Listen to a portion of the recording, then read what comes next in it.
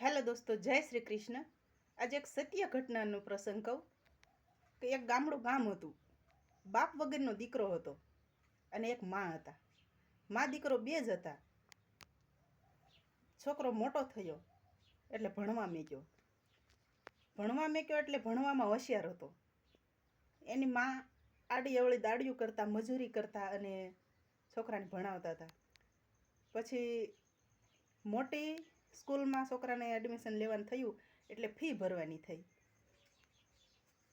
એટલે એની મા ઉપર થોડુંક કામ વધી ગયું. માએ દીકરાને કીધું, કાંઈ વાંધો નહીં બેટા, ચિંતા ન કરતો, હું 2 કામ વધારે કરી લઈશ, તારી ફી ભરાઈ જશે. એમ કરતાં કરતાં ભાઈ ભણ્યા.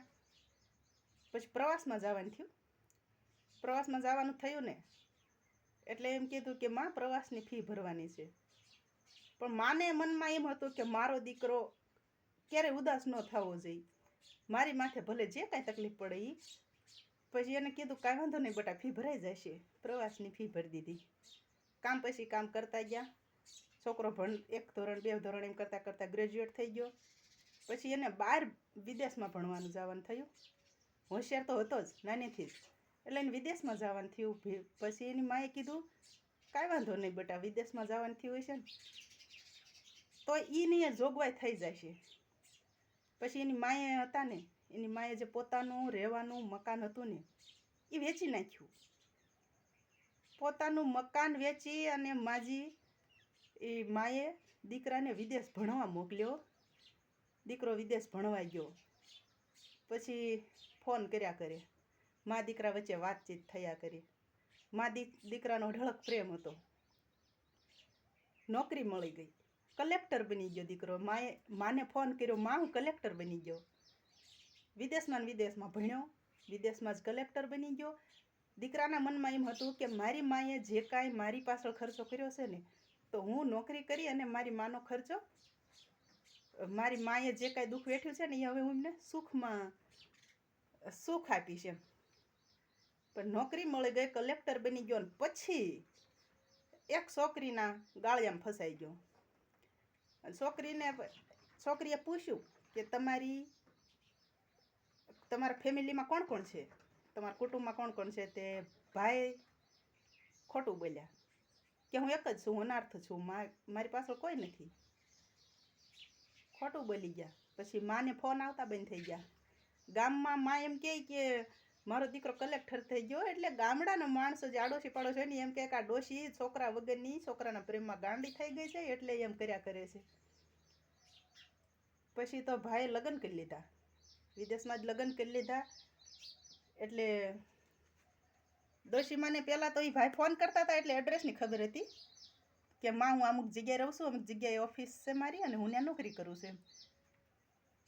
પછી માને એમ થયું કે છોકરો ફોન બંધ કરતો નથી, હવે હારાવાના થશે ને, લાઈને હું જાઉં. ચિંતા થઈ માને. એટલે માં હતા એ વિદેશમાં ગયા.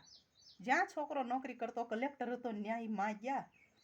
એટલે કલેક્ટરના તો મોટા બંગલા જ હોય, પછી તો કાંઈ ખામી ન હોય. એટલે બહાર વોચમેન ઊભા હતા ગેટે. એડ્રેસ તો સાચું જ હતું, પાકા એડ્રેસ ઉપર જ માડી ગયા. અને પછી ઓલા વોચમેનને પૂછ્યું કે માડી કોણ છો? તો કે હું આ તમારા કલેક્ટર સાહેબ રહ્યા ને એની માં છું. તો એ કે તમે અહીં ઊભા રહ્યો, હું સાહેબને બોલાવું. ભાઈ અંદર ગયા અને એમને કીધું કે સાહેબ, તમારા માં આવ્યા છે. સાહેબ ગભરાઈ ગયા, કારણ કે એની પત્નીને કીધું હતું કે મારું કોઈ છે નહીં, હું અનાર્થ છું. સાહેબ પછી બહાર આવ્યા અને માડીને જોઈને એમ બોલ્યા કે હું તમને નથી ઓળખતો, તમે ઘર ભૂલી ગયા હશો. માં હતી ને મનોમન સમજી ગઈ કે દીકરા પાસે હવે પ્રોપર્ટી થઈ ગઈ છે, એટલે હવે મને ન ઓળખે. કાંઈ વાંધો નહીં દીકરા, એમ કરી એ કે હું ભૂલમાં કોકના ઘરે આવી ગઈ હશે. માં આવી ગયા.